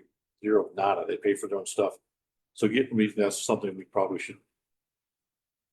If surveying on to a certain degree, we probably should have some data that says this is the impact on the community, funded or not funded, right? Because they get pennies for what they do. It's unfortunate. Are we gonna do FAQs for more than just CCFA? I mean, there's a lot of information here, but we have a really detailed FAQ. And we're now pulling in everything, not just CCFA. Are we gonna beef this up? Are we gonna have additional ones? I'm just curious about where the information is gonna go, how we're getting it to people. Information. But you were pulling a number that was just for the fire authority. But we're talking about the bigger collective number. Where is that gonna show up? Or is it, or? It's a really good question. I mean, we all probably know the timelines. We got the survey results. We saw the comments. A lot of questions needed to be answered. So we put this together. Yeah. We're going to publish it. And then I think we should have that conversation. Well, as we're interpreting the results of the other survey, are we trying to do it? That conversation will probably be informed as much as anything as the last conversation for the day, which is what are our tax options? Are we getting on the ballot together? Are we doing something else? Blah, blah, blah. So what do people think? Should we ask someone from Alpine Rescue to come and do 15, 20 minutes of Q&A with us? Is that useful? George, I think if it's their finance person, I think that would be really useful. You know, who's doing their budget might shed a light on some of the things that Jeremy was pointing out. Okay. Anybody else? Anybody want to make an argument that's a bad idea or a waste of our time? I just want to say all the data that we can get, because I'm one of them that's really been pushing for all Grays and Tories, where we're providing, this is not the time on task compared to 24 hours when you're out on a call compared to that. I want to know when you're out on a call of those calls, how many are people visiting and how many are locals? Because that's what we have to sell is, do we need to go down to the state and get something changed? Because it sucks to keep going back to taxpayers that are stuck at home on weekends because all these people are up, affecting their lives. Get the proper people to pay for their services. Kelly has the same raise. Kelly? I think it would be good to have Alpine there. The sheriff spends money doing search and rescue, and we're going out there taking care of people that are doing their Red Bull syndrome and getting hurt without caring about anything, and rather than people that are just out there, enjoying our neighborhood and something happens to them. There's a difference there, right? And it's always been the policy of the sheriff's office not to bill for rescue. So maybe that needs to be reconsidered at some point for certain levels. we get billed for rescue. Now, every once in a while, somebody drops a real nugget in this. Yeah, no kidding. You can go to rescue. What happens is if people pay for a CoStar card, for example, or have a fishing license, some of that money goes back to Alpine Rescue, and the whole desire to not actively bill over the years has been to not deter people from calling 911, right? Not give them the fear of a bill so that they don't call 911 and we have a catastrophic outcome. That's been the desire behind it for 50 years, 55 years of Alpine, almost 60 years of Alpine, is to not deter people. But I think there are some cost recoveries that are possible for negligence. Like you didn't just fall down and break your leg, you were doing exactly what he was talking about. That might be where the cost recovery should come in. You're not recreating, you're actively doing something that's a little beyond daily recreation, and those are usually where we have the highest costs when you have the snowcat involved. Extended EMS, SAR medics in the field, all of that stuff. I think that might be something that. Well, and I was also, we were probably billing for some of it already, right? Were you? Yeah, for most of the time, only if we transport, which if we're sending a SAR medic into the field, we transport the vast majority. So who's gonna be able to make that determination? That's the other question, right? How do you Uh-huh. determine what the criteria is and make sure it's legally defendable? Peter can probably go into detail of how that works and doesn't work, but this is one of the rabbit holes that is a cost recovery thing is huge. Is how do you structure that to make sure that when it goes to court, because we know it will. People don't pay parking, it's their $50, right? So how do we make sure we're in a position where it's defendable and it works for the long term? I think it's. So is there any such thing as hiking while drunk or under the influence? No, it's kind of weird right? You guys are both lawyers. How do you prove negligence on that, right? I think if you have to prove it in some way, probably. Well, They should reasonably have understood that there was a risk, they were taking a higher risk than I don't know. That's where we get into the fun part of cost recovery, especially. And we have the same problem. We're very limited on cost recovery to like hazmat incidents. We can hope for cost recovery. The majority of the responses, there isn't a cost recovery mechanism currently in the statute that allows us to do a lot of stuff. Where previously there was, when we were a no fault insurance state, it was awesome. That means your insurance is responsible for your accident, my insurance is responsible for the accident in my vehicle. We had some very good cost recovery mechanisms during that period of time that we not have. Now it's an at fault, so we have to prove it. And then we're limited on what we can. I think it's well worth having the conversation of cost recovery and because up and costs go up for everybody. I think it's a great conversation, more than willing to have it. I'm very skeptical on people's ability to pay. That number for Alpine Rescue is going to be so astronomically huge that insurance companies, as Aaron knows, don't pay anything ever. Even for things as simple as person got hurt, drove them to the hospital. Oh, we'll pay you 20% of that. Sue us. Like, I think we'd have to do some real analysis on how much time it would take to then recover some marginal percentage of our actual costs and whether or not it's worth it. Because at that, I mean, you're opening up a whole can of worms on trying to quantify what's, like, I could definitely see an insurance company pay. Well, say, well, you had 100 people looking for this guy. We would have only had 18. So You're exactly right. And that's reality of the world we live in. Yeah, it's going to be, but that's just my thought.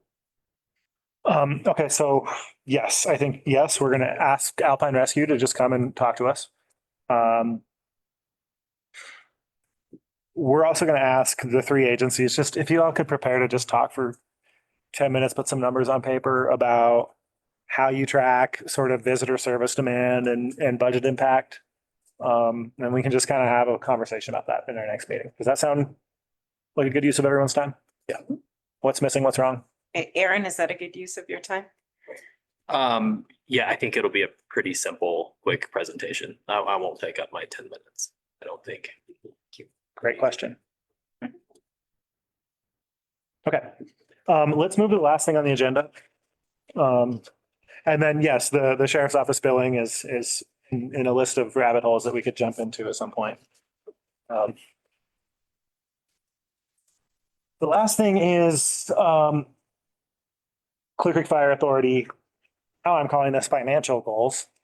This is my way to signal from trying to understand need and various estimates of that need to a unified goal. And I think that's what Kelly and Jeremy and I are here to share with you all today, is that we have a unified goal. This is not much different from what you've seen in the past. I guess, Megan, the right thing for me to do is it? You want me to share something? Yes. You can either join and share it or. Well, Actually, if you make me a panelist. Yes. that works. Great. And then Colton, do you want to, well, I'll do the first part, you do the second part.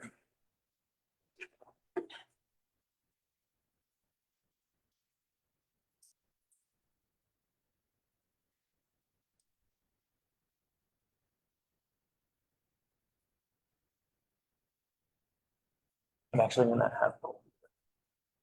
He's got the real copy. Okay. Shows up. Okay, so this looks a little bit different than what we have been looking at. Remember this sheet with the good, better, and best? What we did was we met, Kelly and Jeremy and I met.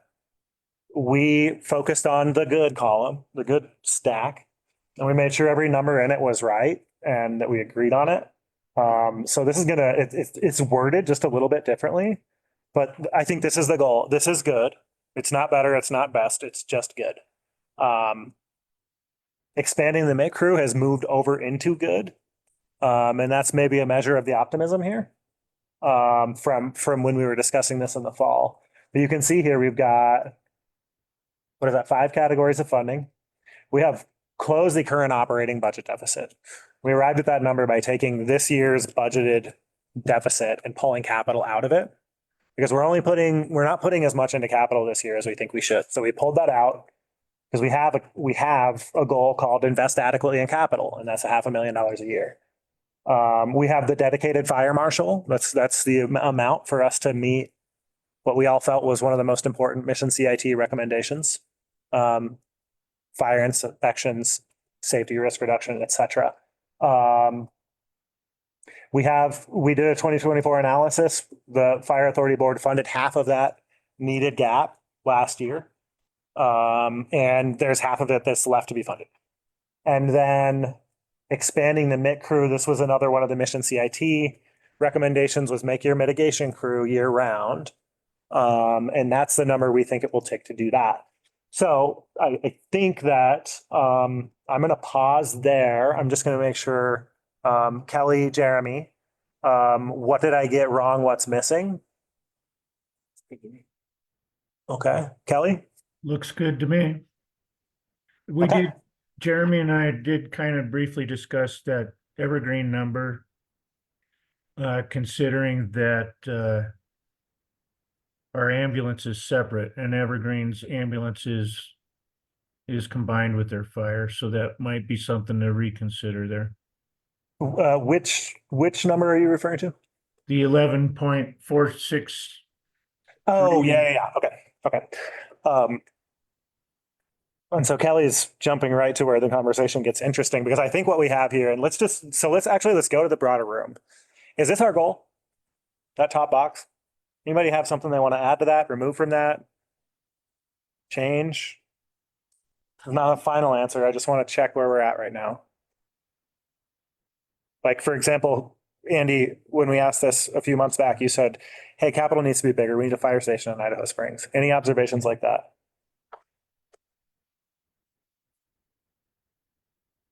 I think it looks pretty good. this our goal?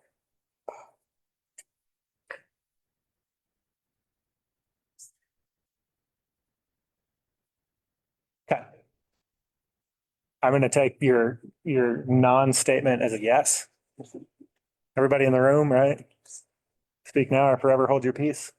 So now we can get into the options. Jeremy and Kelly and I just worked through the different options. We have fund everything with sales tax. That's a 0.9% sales tax dedicated just to fire. We have everything property tax. The total mill rate for that would be 13.55. Municipalities would, as per usual, that would mean you would go from the 9 that you're figuring out how to finance today up to that 13.55. That would be the ESD getting on the ballot for, what is that, 8 Yeah. mill increase or something? Then the next one is set the ESD. Colton, will you change that? Instead of unincorporated, will you say ESD? Set the ESD to 9 mills and then sales tax covers the rest. Well, it's the reason we said unincorporated is if the municipalities are already paying 9. So what we would be doing is getting the unincorporated up to 9, right? And then covering the rest of the need with sales tax, right? And again, these are CCFA only sales taxes, right? None of this includes Evergreen. None of this includes Evergreen. None of this includes any money for anybody else for where we're at right now. So that would need roughly a half a cent to the fire authority and an effective mill rate of 9 throughout the district. The last option, and Jeremy, I thought this is a good analytical tool. What if we equalized our mill rates with Evergreen Fire Rescue and then ask sales tax to pick up the rest? And Jeremy, you made a pretty compelling point about, you've got one person that can throw a rock from their house to another house that's paying 3-4 mills more. You just have to be a lower amount. So it can't be 11.463. It'd have to be like 10, for example. That way 1.463 counts for EMS. Because that, you're not a combined agency. right, that mill pays EMS. That would be the caveat. Granted, a mill for Evergreen Fire Protection District is overall is worth more than a mill in our side of the county, drastically more. $7 million is what 11 point. Yeah. We get some versus 8. And so you guys can see that last line.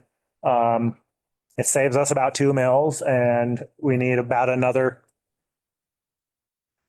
Just a quarter of a % sales tax rate increase. So let me pause there.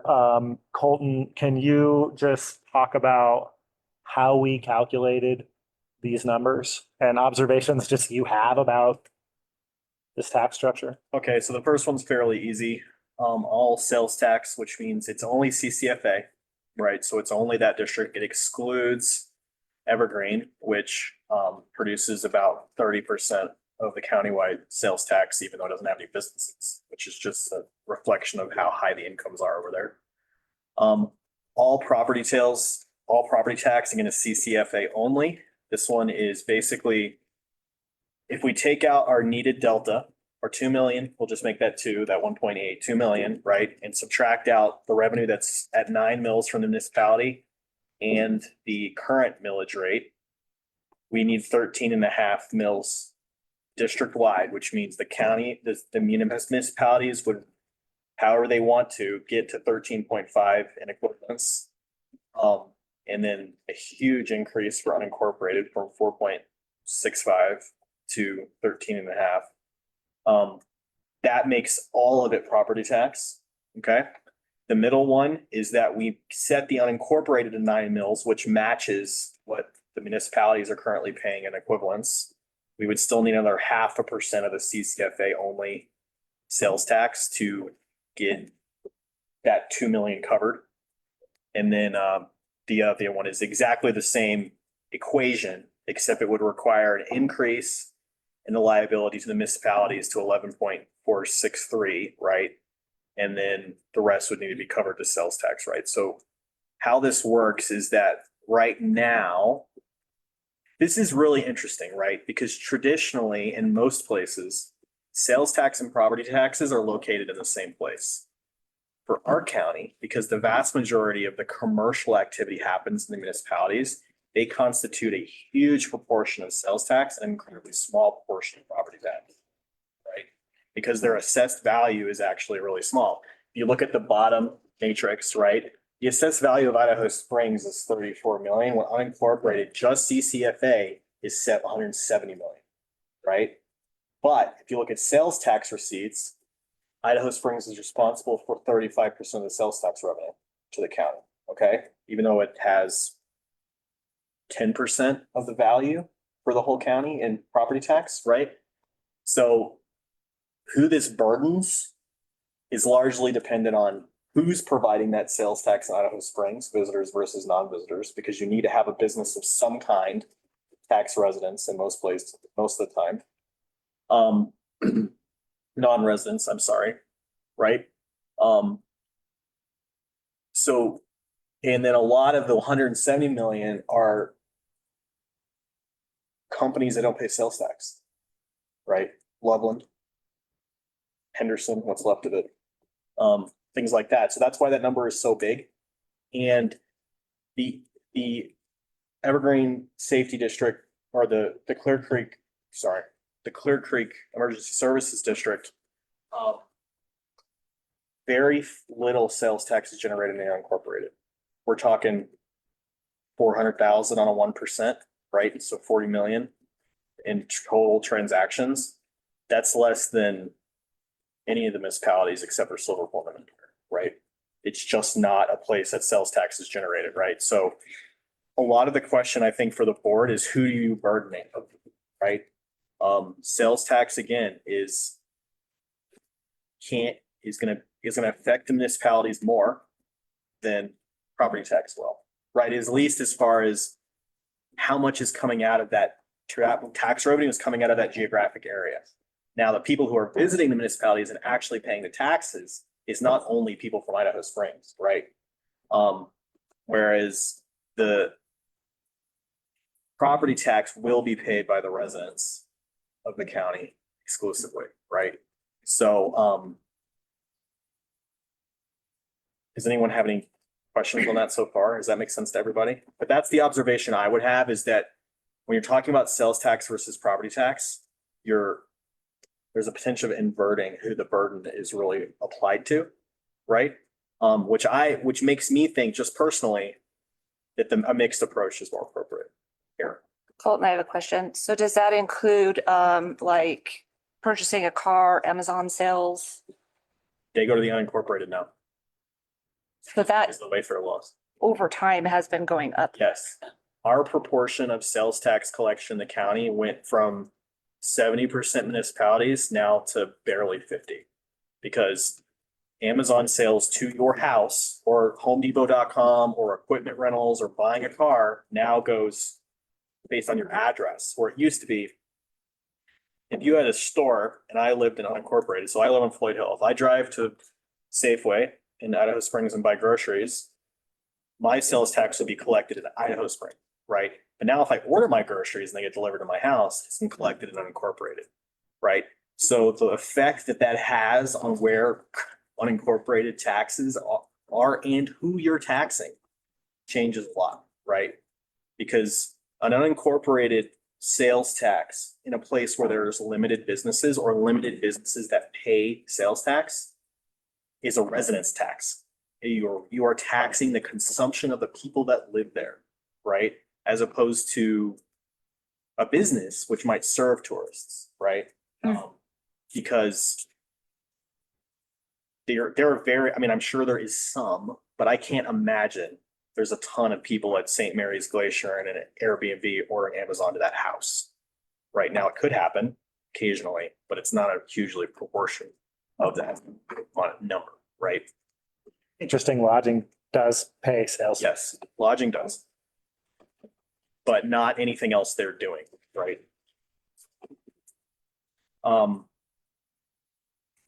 Another reason why the unincorporated sales tax number is proportionally higher is STRs. right? Because that unincorporated a whole bunch of business that used to be exclusively in municipalities.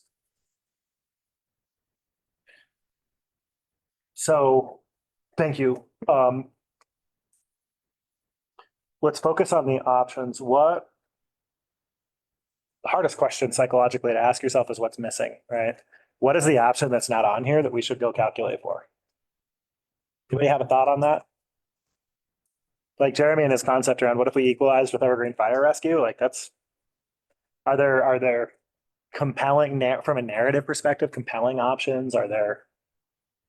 I'll just shut up. Just to add some food to thought for that one. The reason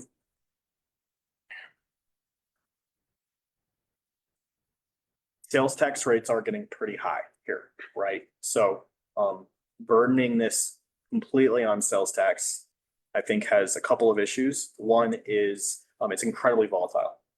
I mean, if we are making the case to the public that we are a tourism driven, that our visitors are sharing proportionally in the liability of our public service, which is absolutely accurate. The services they are engaging in are entirely optional, which means that's the first thing that gets cut. The budget starts getting tight, right?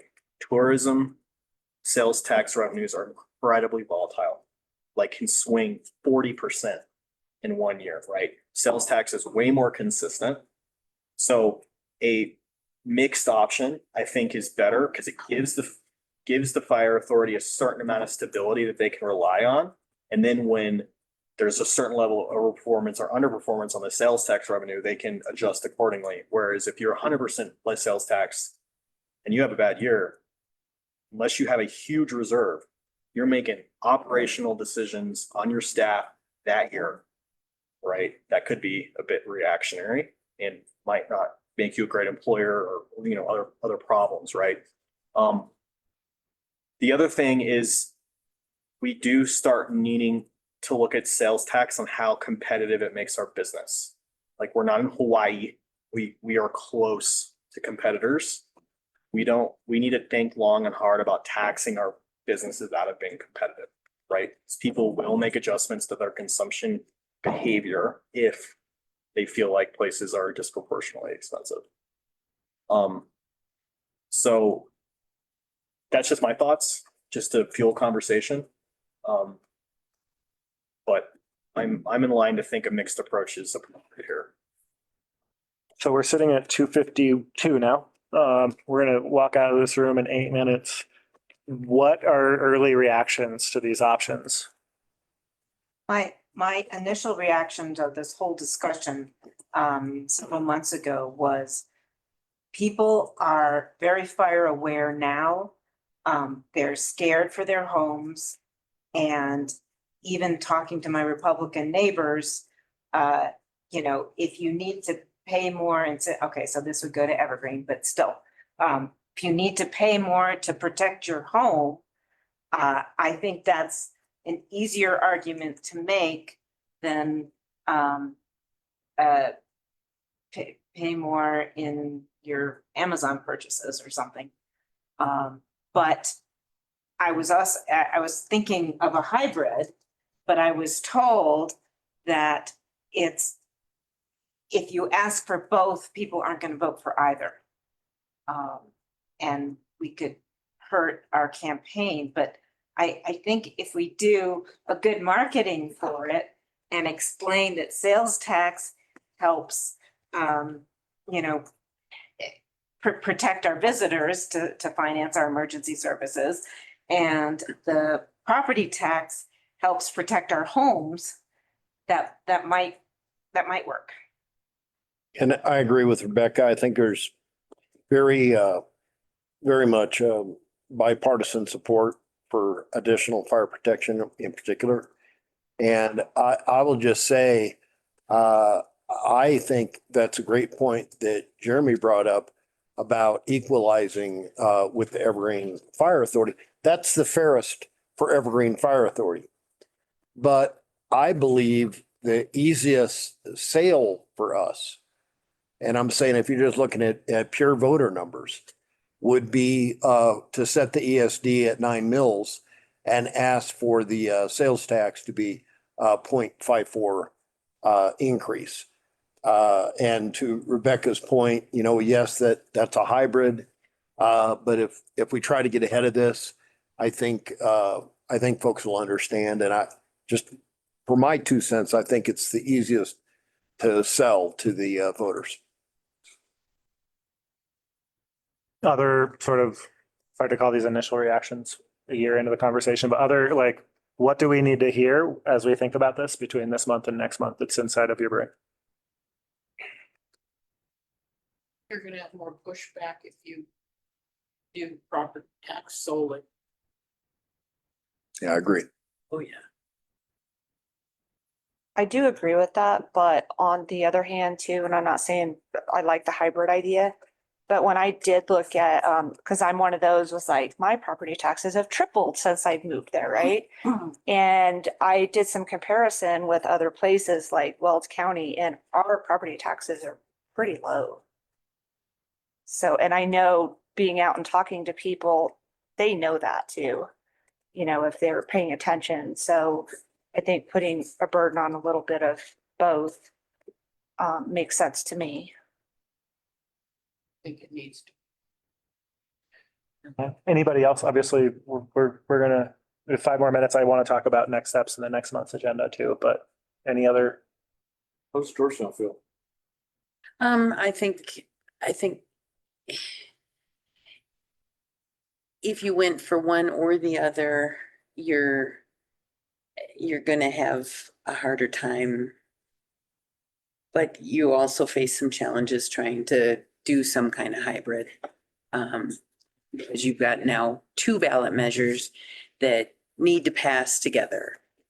And guaranteeing that everybody is gonna read both of them carefully.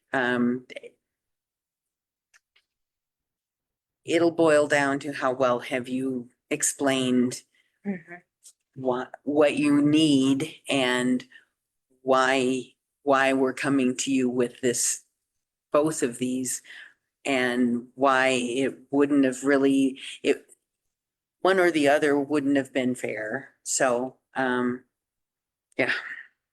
The business community in Georgetown is definitely kind of hard line on not increasing sales tax. So we're going to have a task ahead of us trying to convince them otherwise.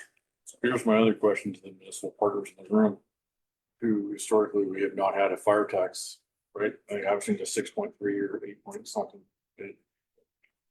So long-term, would it make sense to, for the first time in our history, actually have something on our tax bill that says fire protection? And this for a municipal tax bill? I think it makes sense to me. And yeah, my taxes are $2,200-$2,300. And I have employees with houses that are valued half of what mine is, that are paying $3,000 plus.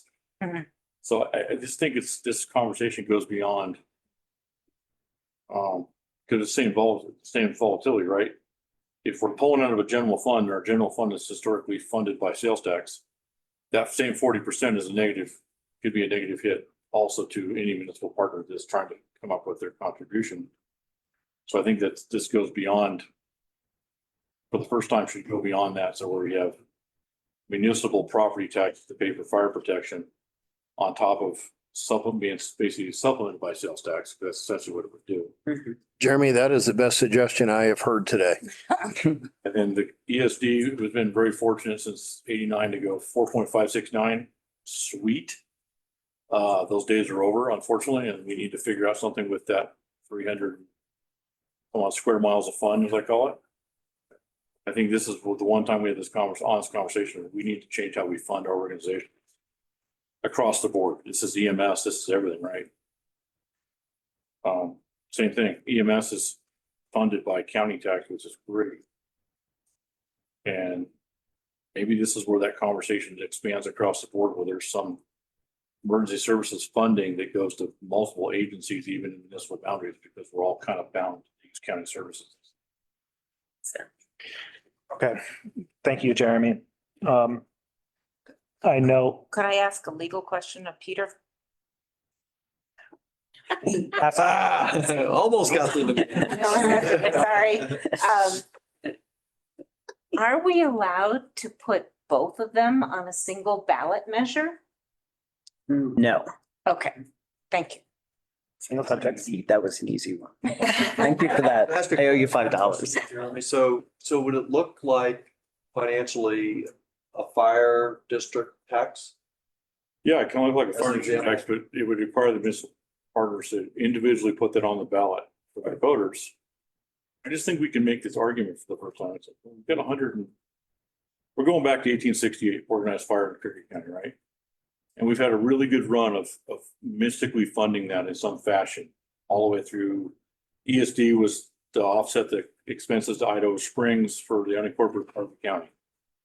Awesome, it worked. We're way beyond that. We're like 15 years beyond that stage at this point. We've been asking for funding for 7.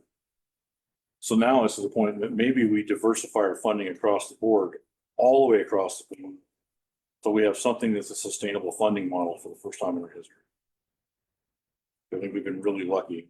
For those who are curious, mining stopped in county in like 1938. Thank God for Henderson, but beyond that, we had a lull. So that's what kind of my point is. It would be a municipal request to put a mill on the municipal taxes on top of an ESD tax. This is where it gets complicated. It gets a lot of stuff. But I think collectively, it's everybody in the room effectively campaigning for the reasons why and providing factual information to everywhere that wants to know what it is and really having in-depth conversations for the first time in our history. I think this could be an interesting interim step towards eventually getting to a fire district. I mean, eventually, It that's really is where we're that going. interim step to a fire district. In the fire district is, we want to form a Title 32 district that essentially the taxing for that will replace your existing taxing. Yeah, this is like an interim step, in my opinion, to a fire district, which in the end is probably the best thing we could ever do collectively is have that.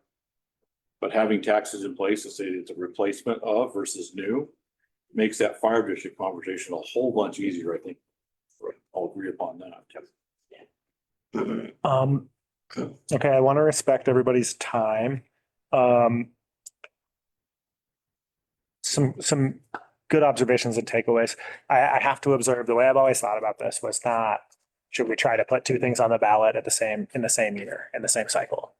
You could always say, in 2025, we're on the ballot and here's our message. And in 2027, we're back on the ballot and here's our message. And build that plan starting now. So I'll just going to plant that seed with you all. I want to talk about what we're doing in the next meeting, and then you all can tell me what's missing and what's wrong. We're talking about invite Alpine Rescue to come and talk to us for a little bit. We're asking the 3 agencies to share how they track visitor demand and budget impact. We are not talking about the sheriff's office building for rescue. That's going in my list of rabbit holes. And we're going to talk about how to engage the business community. People see value in that. What else? What's missing? I mean, continued discussion of these options, right? Well, it sounds like we're under a time deadline. So for getting something on the ballot. Yes. And just high level reminder, survey goes out for the other public safety needs.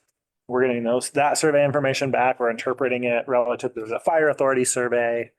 We're engaging with the businesses. We're having these conversations. It seems like these conversations get to happen at this level for another month or 2, another meeting or 2. I think that's a lot. It's time we can spend well to get on the same page together. And then we should be really, by the time we have the response to the county survey, we should be understanding how different responses are going to change the options we want to go with, right? Is that going to feel like laying out the next couple of months? How is this going to go? What's missing? Okay, who wants the last word? Say something cool. Inspire us. Chuck?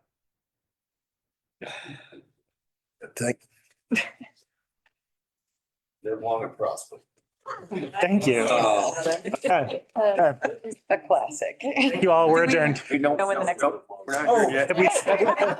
Hold on. Not adjourned. Yes. Date? Who is getting Alpine Rescue to the next meeting that's yet to be scheduled?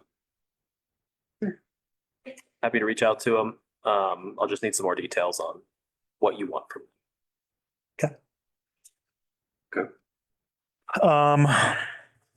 As for when, if it was the same date, same time, it wouldn't work for me. Second Monday of the month. Yeah. Doesn't work for me. I can do 3 PM What date? on the 14th. Of April? April what? 7? 14th.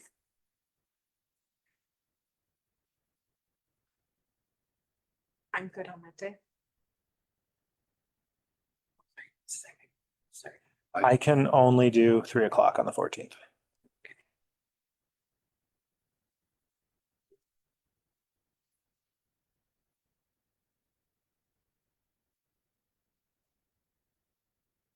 I can do that. How does 3 o'clock work for people? Going once? If you went to the 21st, I might have survey data for the agenda. They do 1 o'clock on that day. Waited another week, you might have survey data for that meeting. Oh, so would it be better? I'm okay with that. That day's also for me, 21st. Either one. Well, what time on the 21st? 1?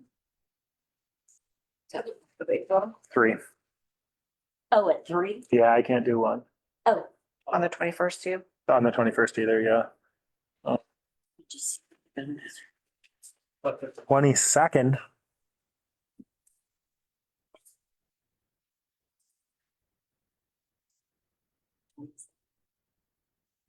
Wide open on my calendar. The 27th. Right. That's the 4th Tuesday. It's worth it. Yeah. So no, Tuesdays. I can do it after, starting at 1. So the On that day. 22nd at 1? how does that sound to people? 22nd, 1 o'clock? I can't do the 22nd. Okay. If you want my short presentation. I do. Thank you. Back to the 21st at 3? Yeah. Good with that? 21st at 3 o'clock. Yes. Oh, okay. That work? Mhm. Rich, Randy? Monday, right? Monday. Right now. Okay. The next meeting is scheduled for the 21st at 3 o'clock. Nice. Same time, same place. What day was that? Monday, the 21st 21st. 3 o'clock. of April. And if you don't show, you're committed to funding at a rate of 20 mils out of your general fund.